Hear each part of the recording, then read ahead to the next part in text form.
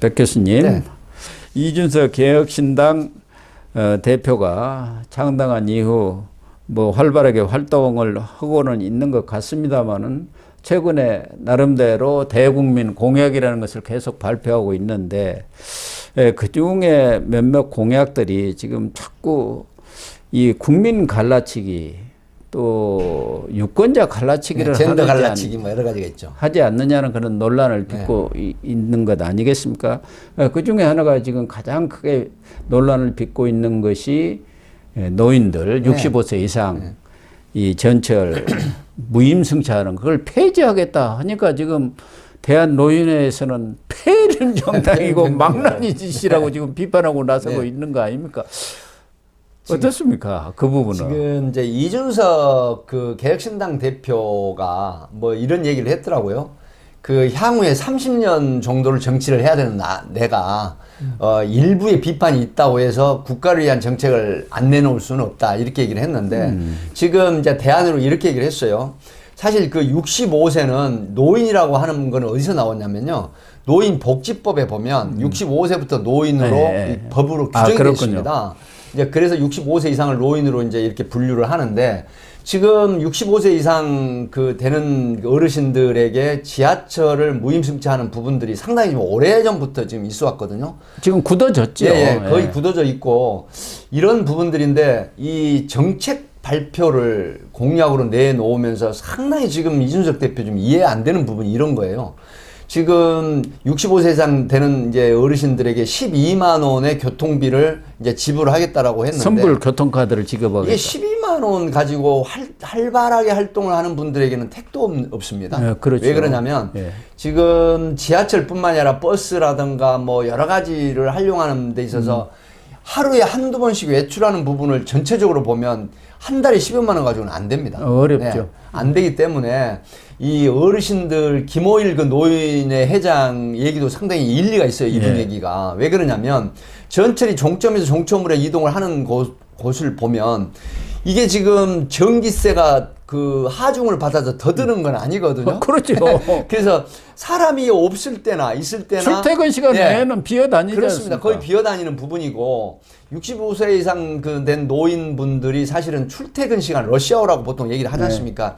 이때 타는 분들은 많지 않습니다. 거의 다 이제 직장인들이라든가 이런 분들이 이제 활용을 하기 때문에 그렇다고 하면 이런 부분을 건드려서 과연 개혁신당의 정책 공약으로 내세울 만한 건 아닌데 지금 노인이 그 통계청 발표를 보면요 거의 1,000만이 다 됩니다. 65세 그렇습니다. 이상. 지금 이런 부분이기 때문에 과연 이게 그 어떤 측면에서 냈는지 이제 모르겠다는 생각인데 지금 그 65세 이상 어르신들 입장에서는 이 부분이 상당히 지금 비판적인 생각이 들 수밖에 없는 게 한번 보십시오. 우리나라 지금 67% 정도가 노인 빈곤으로 분류되어 있습니다. 통계를 보면요. 그렇습니다. 그러면 100분 중에 67분이 어려움을 겪는 그런 부분인데 이게 지금 이동을 할 수 있는 이런 어떤 부분에 대해서 정책적으로 제한을 하겠다고 하는 부분은 과연 어떤 이익이 있을까라고 하는 그런 의구심이 드는 대목입니다. 그러니까 예산만도 무임승차 지금 지원 예산이 6,800억이거든요. 그런데 이 12만 원짜리 선불형 교통카드를 지급하면 1조 2천억이 든다. 더 들어가 버린다는 얘기죠. 특히 지금 65세가 노인이냐 뭐 이런 얘기도 있습니다만은 사실은 말씀하신 대로 우리나라 노인 빈곤율이 1위입니다. 1위. OECD 국가에서도 그리고 65세 이상이면은 집에만 있을 수는 없죠. 그렇기 때문에 지하철을 타고 다니고 하는 게 사실은 운동이고 그게 복지예요.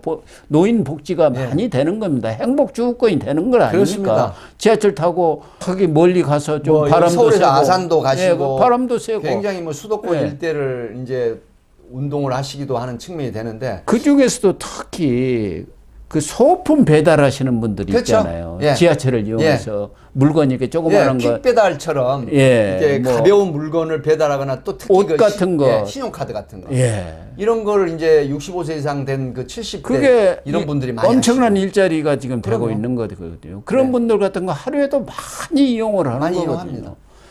그런 여러 가지 문제를 고려해서 어떤 공약도 내야지. 자칫하면 그러니까 이준석이 하는 것은 갈라치기를 한다. 노인과 젊은 층 간에 갈라치기 하는 것이고 뭐 농촌과 수도권 간에 갈라치기 하는 것 아니냐. 뭐 말은 그럴듯하지요. 이 무임승차라는 게 거의 도시 노인층한테 혜택이 집중되는 거 아니냐. 시골에는 지하철이 없는데 뭘 어떻게 없어요. 합니까? 네. 예. 그런 분들 같아도 다 나눠주자. 그 얘기 지금 아닙니까? 잘못된 생각을 하는 거예요. 왜 그러냐면요. 시골에 계신 분이 도시로 오지 않습니까? 그러면 뭘 해요? 지하철을 탑니다. 예. 지하철 타고 이동하는 게 가장 편하시거든요. 예. 그렇기 때문에 이런 부분을 관가를 했는데 또 지금 젠더 논쟁을 일으키는 부분이 또 하나 있죠. 또 하나 있죠. 네. 이번에 발표한 것은 이제 여성들이 만약에 경찰이라든가 소방, 교도관, 해양경찰 네, 해양경찰. 이렇게 앞으로 공무원이 되려면은 군대를 갔다 와야 한다. 그래 여성 군대 가는 이 문제를 지금 어떻게 보면 공약으로 내걸었는데 이것도 뭐 그동안에 워낙 지금 병력 자원이 부족하니까 여성들의 지원 입대 이것이 많이 늘어나고는 있습니다만은 이렇게 뜬금없이 내놓을 것은 아니지 않느냐. 이것도 남녀 갈라치기 아니냐. 사실 그래서 젠더 논쟁을 불러일으키는 부분이다. 이런 걸 많이 활용한다는 비판이 크지 않습니까?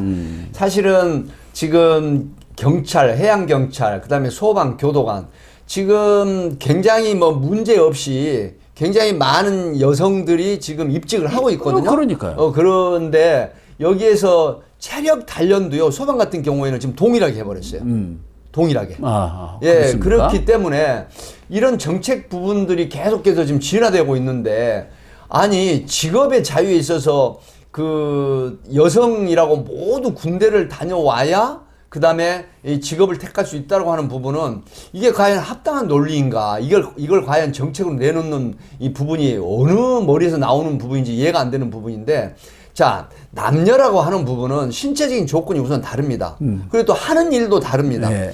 여성은 또 출산을 해야 되는 부분이 있고요. 또 그 커리어 우먼, 소위 직장 일을 하기도 하지만 또 가정 내에서 아이를 돌본다라든가 뭐 물론 요즘 남녀 평등권 아빠도 아이를 돌봐야 하죠. 그러나 기본적으로 하는 일이 아직까지는 지금 다르지 않습니까? 이런 부분들이 있는데 여성이 군 병역을 마쳐야 이 일정한 어떤 직군에 입직을 할 수 있다라고 하는 부분은 이게 상당히 헌법적 가치에도 어긋나는 부분이거든요. 예, 그러니까요. 지금 헌법 15조에 보면 어떻게 됐냐면요. 대한민국 국민은 누구나 대한민국 내에서 자유롭게 직업을 가질 수 있다라고 헌법에 명시되어 있어요. 네. 그럼에도 불구하고 직업 선택에 있어서 이런 제약을 두는 정책을 내준다는 부분은 진짜 말 그대로 젠더 논쟁을 불러일으키고 남녀 갈라치기, 도시와 시골의 갈라치기, 계층 갈라치기. 정말 저는 이게 지금 이해가 안 되는 부분이에요. 지난 대선 때도 이른바 세대 포이론이라는 네. 것을 제기를 했지 않습니까? 60대 이상하고 2030 네네. 이걸 해가지고 40, 뭐 50을 이렇게 포위하자 이런 전략을 내가지고 여가부 폐지라든가 병사월급 200만 원 주장 네. 이런 것들을 펴서 그래가지고 이대라면 좀 얻었을지 모르지만 이대 여자들은 다 떠나버렸지 떠났죠. 않습니까? 네.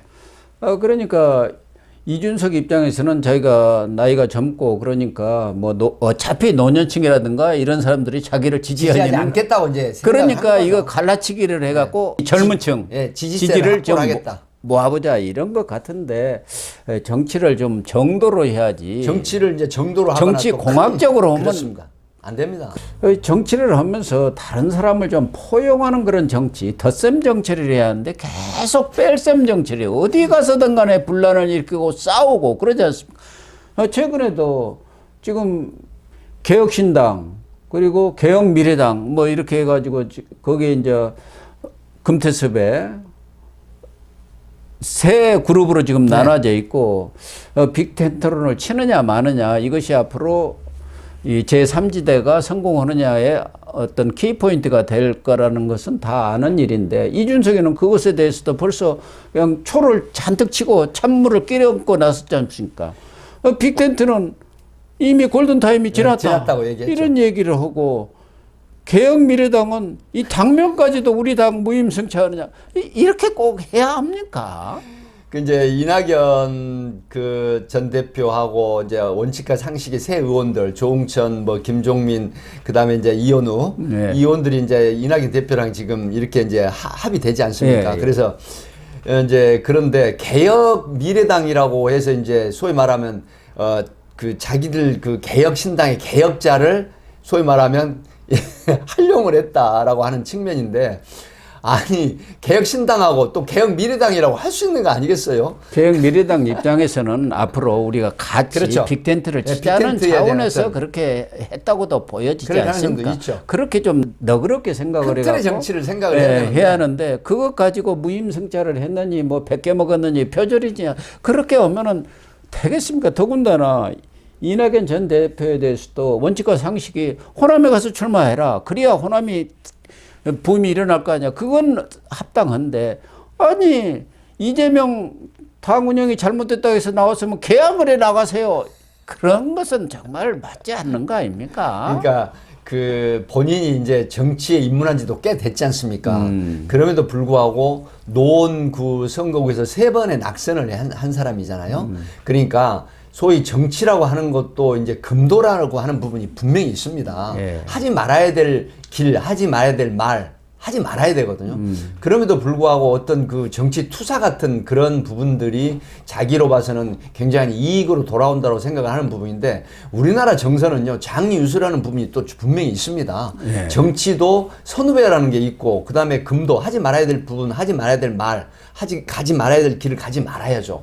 그럼에도 불구하고 그 자충우도를 하면서 본인의 어떤 존재감, 이걸 그 내세우는 이런 부분들이 과연, 이준석 그 대표한테 이득이 되는가 하는 부분을 한 번쯤 되돌아봐야 될 그런 시점이 아닌가 싶습니다. 그러니까 이준석 대표로서도 상당히 초조하구나. 그동안 뭐 당원이 5만인가 얼마가 됐다고 해갖고 자랑했는데 그 이후로는 정체되지 않습니까? 그렇습니다. 더군다나 국민의힘에서 한동훈 비대위원장이 워낙 뭐 지금 바람을 타고 있다 보니까 개혁신당 얘기는 저리 쏙 들어가 버렸어요. 한동훈 아무도 비대위원장의 이제 포커스가 관심이 맞춰져 없어져 버렸어요. 네. 그러니까 이준석으로서는 노이즈 마케팅이라고 네, 하지 않습니까? 노이즈 뭔가 마케팅. 좀 이 논란을 일으켜가지고 관심을 끌자 이런 식의 어떤 조금 꼼수 정치랄까 이렇게 정도 정치가 아닌 것을 자꾸 추구하다 보니까 유권자라든가 우리 국민들 입장에서 보면은 이준석이한테 기대를 걸었던 사람들도 실망하지 않겠느냐 하는 생각은 들어요. 네, 큰 틀의 정치를 할 줄 모른다고 하는 분석이 저는 공감을 하는 부분이 이런 정책 공약도 정무적 감각이라는 게 좀 필요하거든요. 그러니까 예. 말씀하신 것처럼 정치 공학적인 측면에서 나한테 우리 당의 이익만 가지고 바라보는 시선은 협소할 수밖에 없거든요. 예. 그렇기 때문에 정치인으로서 성장을 하려면 큰 틀의 정치 이런 것이 분명히 필요하다는 말씀을 드리고 싶습니다. 이준석 대표는 뭐 지역구도 과거에는 이 노원에서 자기가 뿌리를 내리겠다고 했는데 그건 이제 떠나서 언제는 또 대구로 간다더니 또 최근에는 어디 세종을 또 뭐 이렇게 그런 여러 가지 관심을 그 지역이 근데 논란이 지금 분분하죠. 누가 보더라도 이준석이가 금배지를 달아야 앞으로 정치적으로 성장을 한다고 보기 때문에 지역구에 나가갖고 이준석이가 당선될 데가 없어요. 그러면 깔끔하게 나는 비례대표로 가서 반드시 달겠습니다. 2번입니다. 지금 다 그렇게 알고 있어요. 양양자 1번, 이준석 2번, 허은하 3번 이렇게 다 알고 있는 거예요. 그러면 그렇게 솔직하게 얘기를 해야지 마치 지역구에 나갈 듯이 그렇게 하는 것도 저는 옳은 건가 그런 이제 생각. 바람 잡는다고 하는 얘기죠. 네. 솔직히. 어쨌든 이준석 젊은 정치인한테 많은 기대를 걸었던 사람들도 있고 저도 한때 그 당대표에 나왔을 때 이런 사람이 나와서 국민의힘의 그 오랜 잘못된 그런 기득권을 깨는 것도 좋겠다 해서 지원도 했습니다만 그 이후에 정치하는 걸 보면은 이건 정상배지 정상적인 정치는 아니구나 하는 느낌이 들어요. 네, 그 큰 틀의 정치라고 하는 부분을 제가 앞에 말씀드린 것도 그런 맥락에서 소위 말하면 금도 가지 말아야 될 길을 간다거나 하지 말아야 될 말을 하거나 하지 말아야 될 행동을 하는 이런 부분들을 지금은 좀 고치고 정말 그 젊은 정치인으로서 장래 한국을 정말 그 이끌어갈 리더로서 크기 위해서는 큰 틀의 정치를 좀 해라 이런 말씀을 드리고 싶다는 거죠. 네, 그렇게 해주시기를 기대를 하겠습니다. 시청자 여러분, 오늘 방송은 여기서 마치도록 하겠습니다.